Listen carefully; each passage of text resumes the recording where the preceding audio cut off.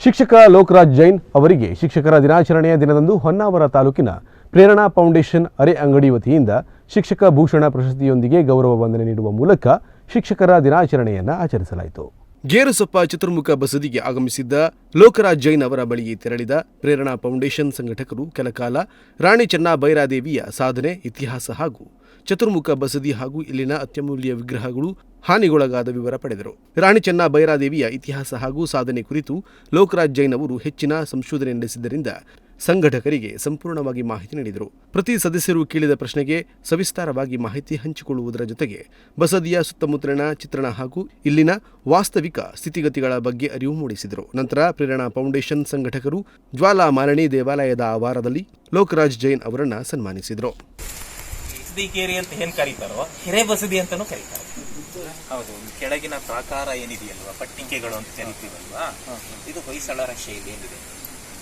ಮತ್ತೆ ನಕ್ಷತ್ರ ಆಗಿನ ಒಂದು ವಾಸ್ತುಶೈಲಿಯಲ್ಲಿದೆ. ಈ ಚತುರ್ಮುಖ ಹೆಸರು ಕಾರಣ 4 ಮುಖದಲ್ಲಿ 4 ತೀರ್ಥಂಕರರು. ಇದು ಮೊದಲು ಬಂದಿರತಕ್ಕಂತಹದ್ದು ಇದೆ. ಇದರ ನಂತರ ಕಾರ್ಕಳದಲ್ಲಿ ಇನ್ನೊಂದಾಗತ್ತೆ. 4 ದಿಕ್ಕಿಗೆ 4 ತೀರ್ಥಂಕರರನ್ನ ಕೂರಿಸುವಂಥದ್ದು. ಇದು ಕೇಂದ್ರ. ಇದರ ಸುತ್ತ 24 ತೀರ್ಥಂಕರರಿಗೆ ಸಂಬಂಧಪಟ್ಟ ಬಸದಿಗಳಾಗಿತ್ತು. ಅದನ್ನ ಏನಾಗತ್ತೆ ಅಂತಂದ್ರೆ ಬಸದಿಯ ಮೇಲೆ ಇನ್ನೊಂದು ಬಸದಿ ನಗರ ಇತ್ತು. ನಿಮ್ಗೆ ಒಳಚರಂಡಿ ವ್ಯವಸ್ಥೆನೂ ಇತ್ತು ಸರ್. ಸ್ವಂತ ವ್ಯಾಕರಣ ಇರಲಿಲ್ಲ. ಅದು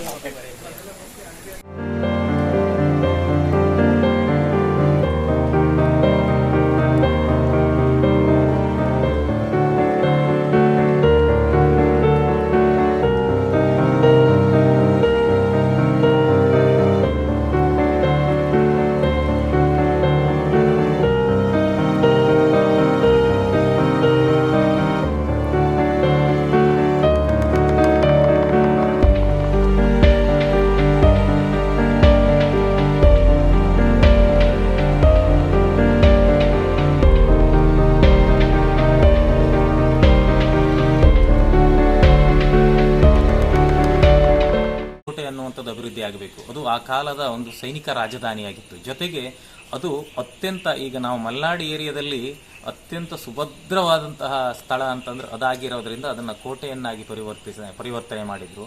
ಅಲ್ಲಿ ಸಕಲ ಸವಲತ್ತನ್ನು ಸಹ ಮಾಡಿದ್ದಳು ಅವಳು.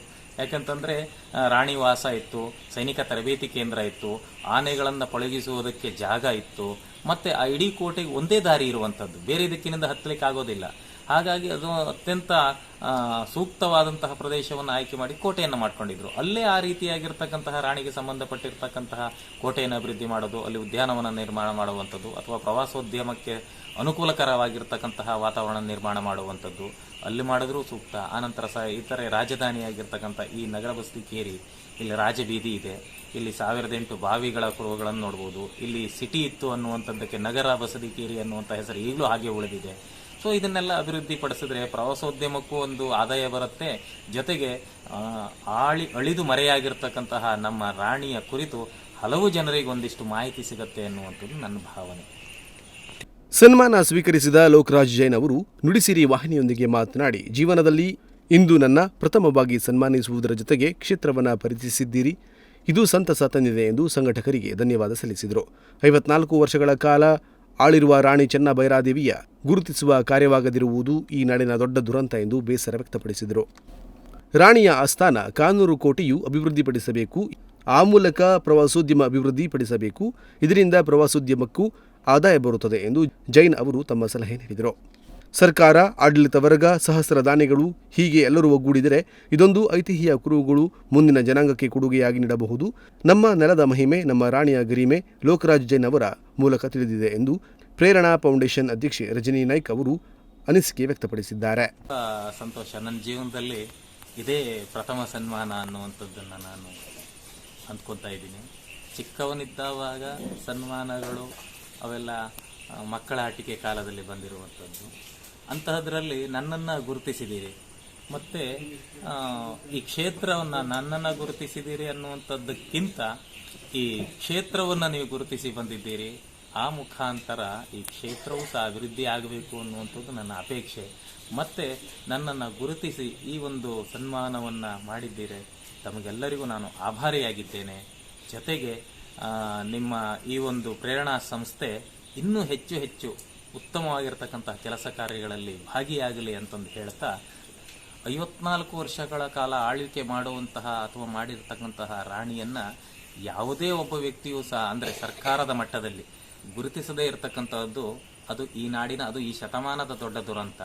54 ವರ್ಷಗಳ ಕಾಲ ಬದುಕೋದೇ ದುಸ್ತರವಾಗಿರುವಂಥ ಈ ಕಾಲದಲ್ಲಿ, ಅಂದಿನ ಕಾಲದಲ್ಲಿ 54 ವರ್ಷಗಳ ಕಾಲ ಅದು ಸೋಲಿಲ್ಲದ ಸರದಾರಣಿಯಾಗಿ, ಜೊತೆಗೆ ಆ ರಾಣಿಯ ಕಾಲದಲ್ಲಿ ಈ ನಾಡು ಅತ್ಯಂತ ಶ್ರೀಮಂತ ನಾಡು ಅಂತಂದ್ರೆ ವಿಜಯನಗರದ ಅಧೀನ ಸಾಮ್ರಾಜ್ಯ ಇದಾದರೂ ಆ ಸಂಪತ್ತಿನಲ್ಲಿ ವಿಜಯನಗರ ಸಾಮ್ರಾಜ್ಯಕ್ಕೆ ಸರಿಸಮಾನವಾಗಿ ನಿಲ್ಲುವಂತಹ ಸಾಮ್ರಾಜ್ಯ ಇದಾಗಿತ್ತು.